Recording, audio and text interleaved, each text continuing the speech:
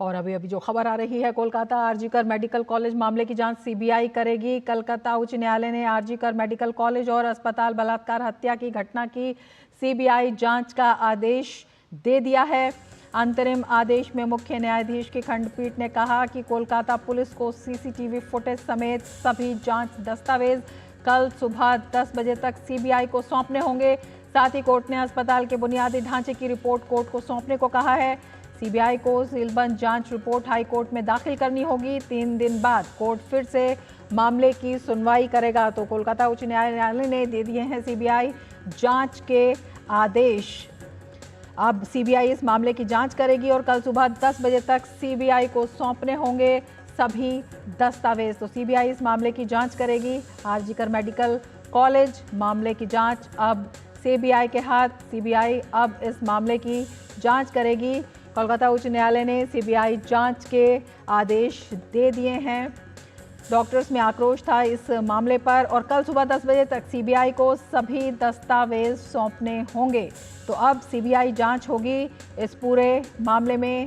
जिस तरह से महिला डॉक्टर से दरिंदगी की गई, अब सीबीआई इस मामले की जांच करेगी।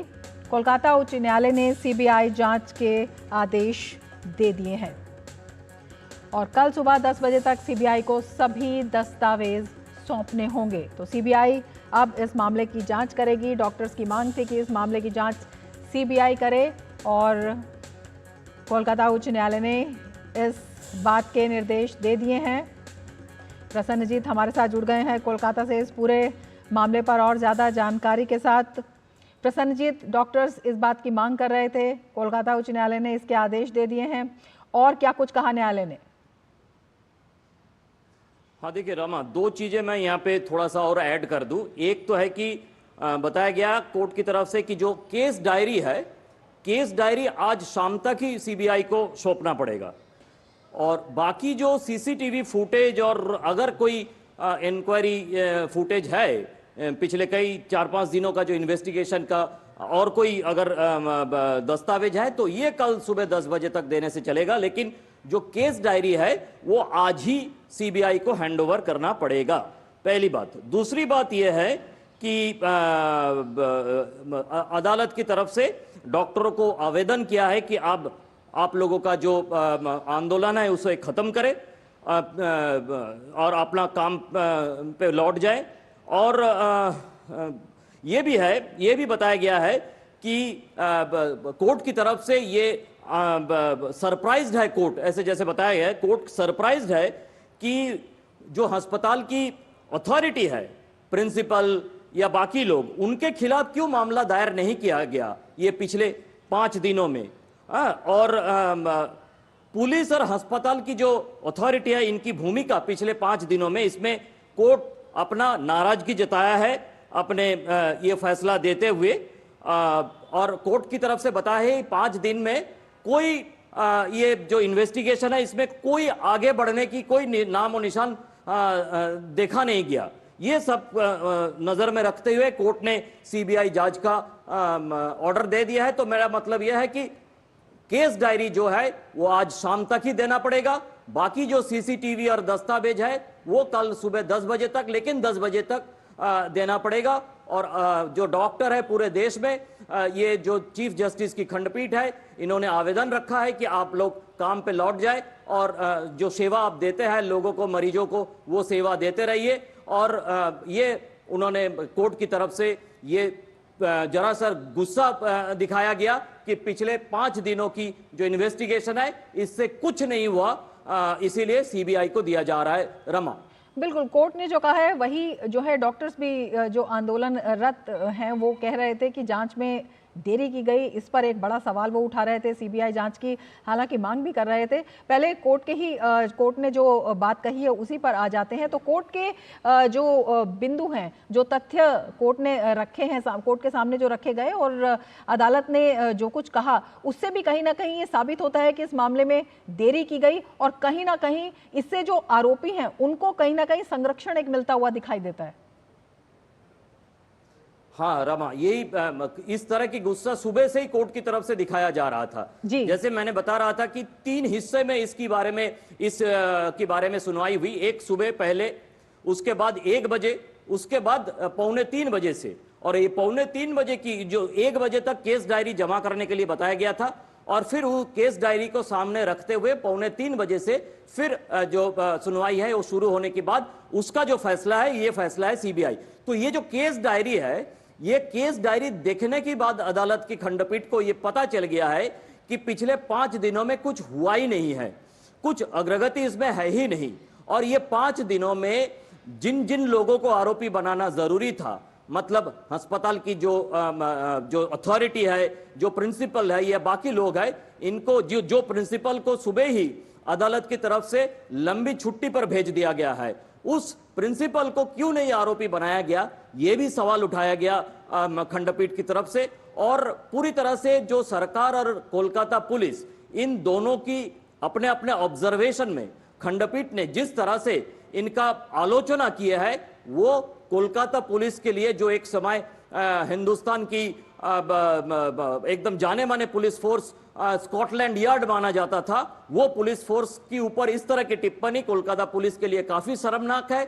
और सरकार या तृणमूल ममता बनर्जी ये तो आदी हो गए हैं इस तरह की जो फटकार है, वो फटकार सुनते सुनते उनसे इनका कोई फर्क नहीं पड़ता है। लेकिन कोलकाता पुलिस ऐसे इंस्टीट्यूशन के हिसाब से उनके लिए ये काला धब्बा है। रमा, बिल्कुल, आपसे ये भी जानना चाहेंगे कि हालांकि अब हाईकोर्ट ने कहा है कि सीबीआई जांच होनी चाहिए, इस बारे में सीबीआई जांच के आदेश दे दिए हैं, लेकिन क्या वजह है कि देश भर के डॉक्टर इसकी मांग कर रहे थे, तमाम जगहों से आवाज उठ रही थी और ममता बनर्जी इससे कहीं बचती नजर आ रही थी?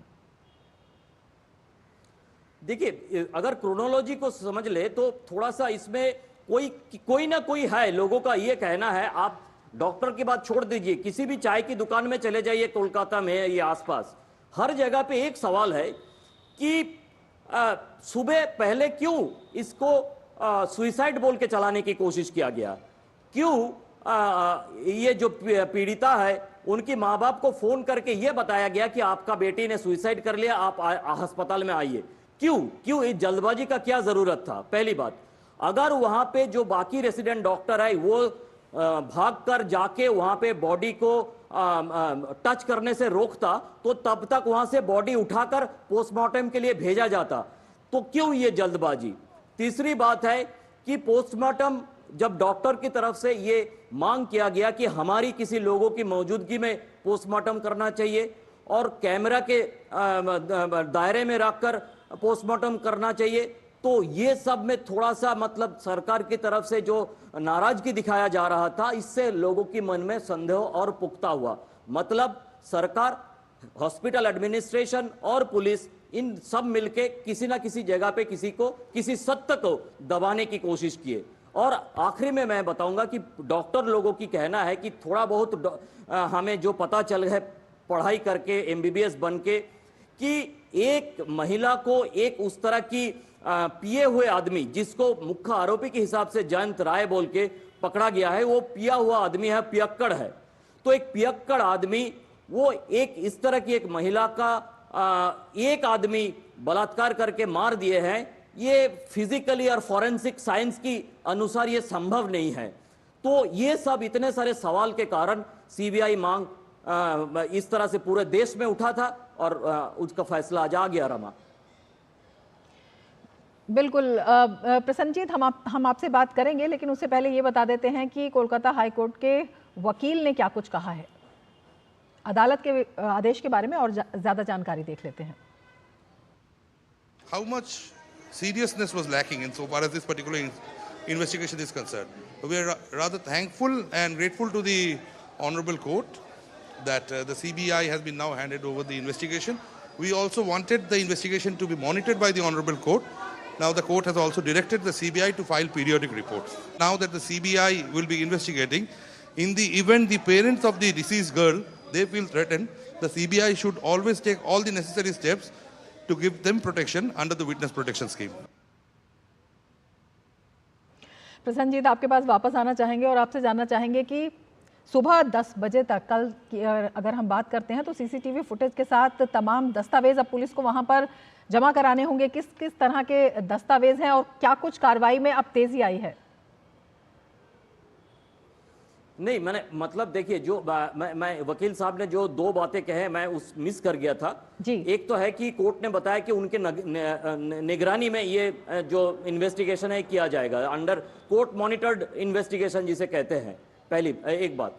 दूसरी बात है, ये मैं छूट गया था, दूसरी बात है कि उन्होंने वकील साहब ने जो कुछ कहा उसकी एक जगह पे मैं सहमत हूं कि देखिए, परिवार में सिर्फ माँ, पिता और माता है और कोई है नहीं। बुजुर्ग परिवार है, उनका एक ही संतान, एक ही इशू ये हुआ करती थी।